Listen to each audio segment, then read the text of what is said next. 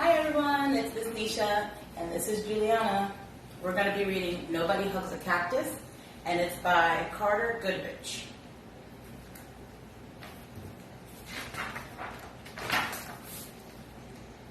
Hank lived in a pot. The pot sat in the window. The window looked out on the empty desert. It was a hot, dry, peaceful, and quiet place, just the way Hank liked it. But every now and then, somebody would interrupt Hank's peace and quiet. "Hi, Hank!" Rosie the tumbleweed called out. "Isn't it a beautiful day?" Hank ignored her. He just wanted to be left alone. "Okay, so long," said Rosie cheerfully as she tumbled away. Hank was happy again. But just as he was beginning to relax, "Hello," shouted a tortoise. "Private property," yelled Hank. "Keep out." The tortoise was so frightened that he hid in his shell. Hank was still yelling at the tortoise when a jackrabbit dashed by. "Hiya, Prickles," she shouted. "My name isn't Prickles," Hank yelled back. "And stay out of my yard." "Tumbleweeds, tortoises, jackrabbits, what's next?" said Hank. A coyote came loping by. "No dogs allowed," Hank yelled. "I'm not a dog," said the coyote, "and you are as prickly on the inside as you are on the outside." Before Hank could yell back at the coyote, a cowboy strode past. "Keep off the grass," shouted Hank. "What grass?" said the cowboy. "Seems to me somebody needs a hug. Too bad nobody hugs a cactus." "Hi," said a lizard. "Who invited you?" said Hank. "And just in case you're wondering, I don't want a hug."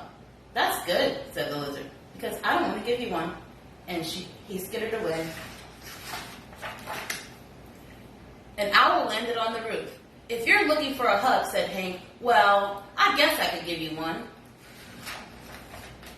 Who, me?" said the owl. "You must be joking." And for the first time, Hank began to feel a little lonely. The next morning, Hank was feeling more sad on the inside than prickly. Maybe a hug wouldn't be so bad after all. The wind began to pick up. An old cup blew and stuck to Hank's face. His arms were too short to get it off. "Great," said Hank. After a while, Rosie came bouncing by. "I'll get it off you, Hank," she shouted, and she jumped up and knocked the cup off Hank's face. Then she tumbled away. Hank didn't have time to thank Rosie. He felt so bad about all the other times he had been so rude to her, so he came up with a plan. Hank decided to grow the best flower he could, then give it to Rosie as a thank you gift. It took days, but at last it was ready. He couldn't wait for Rosie to pass by. When at last she finally did come bouncing back, Hank held out the flower. "Look, Rosie," he said, "I grew it just for you." Rosie was so surprised she jumped up and gave Hank a great big hug. It felt so nice that Hank didn't want to let go, and as things turned out, he couldn't. Rosie and Hank became stuck together.